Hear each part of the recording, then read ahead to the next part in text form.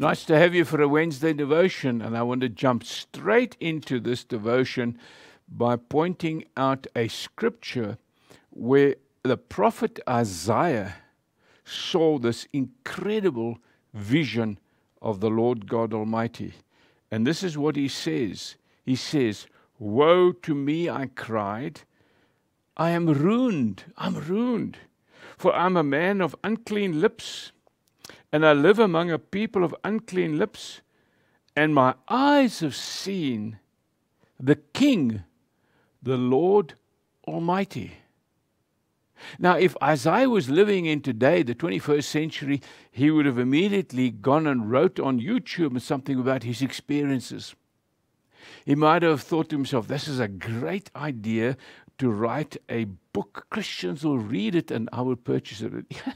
Listen, he realized when he saw the King, the Lord Almighty, he realized, I am terrible, I'm sinful, my lips are unclean, I'm cursing, I'm saying bad things, I'm saying and confessing things that should never pass the lips of a prophet to be or a Christian of today. I am ruined, he says. And you know, most of us, if we're really true to it, will realize seeing the King of glory the way Isaiah saw him will really disturb us right into the very depths of our souls. But now God, on the other hand, wants to use you, and he wants to use me. On Sunday sermonette, I asked, are you ready? And today my question is, are you available? And listen to this King of Kings, this Lord Almighty, that looking at this man who's saying, oh, I'm ruined. He says, I want you. As God is saying, I want you, Peter, I want you, dear listener. Now listen to this in Isaiah 6 verse 8.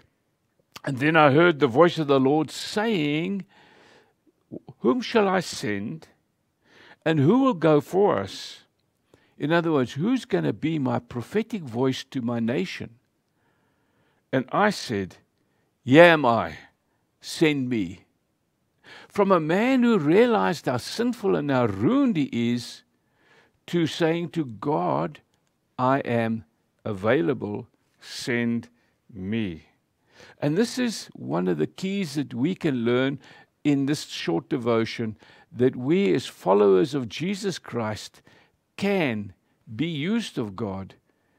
Are you available to be used of him? Are you available to obey him and to go where he wants to lead you and guide you? I'm thinking of Peter and John, and when they were facing off the Sanhedrin, and the Sanhedrin were really angry at them, preaching the gospel and all this sort of thing.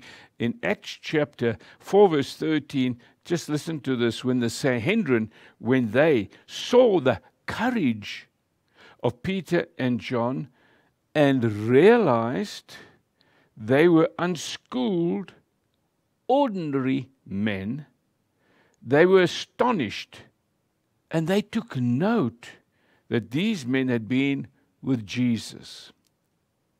They took note that these men had been with Jesus.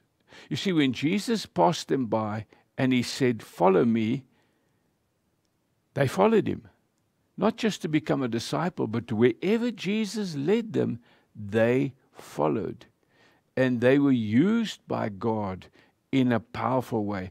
They never for 1 minute thought, you know, this is a rabbi, I'm going to follow him, but hang on a second, what am I going to do with my business and how am I going to handle these things? And they just said, I'm available by following Jesus. And Jesus did an incredible work in and through their lives that is affecting you and I today. Listen to what Paul says when he talks about this. He says, and God chose the foolish things of the world to shame the wise. The ordinary people like you and me, the man who had unclean lips and who felt ruined, Isaiah, he uses them because they were available. He uses us because we're available. And God chose the weak things of the world to shame the strong.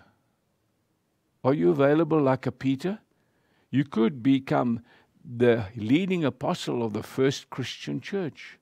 Are you available like a Thomas that doubted his resurrection in the beginning, said, my Lord and my God? He was the first disciple to acknowledge Jesus as God.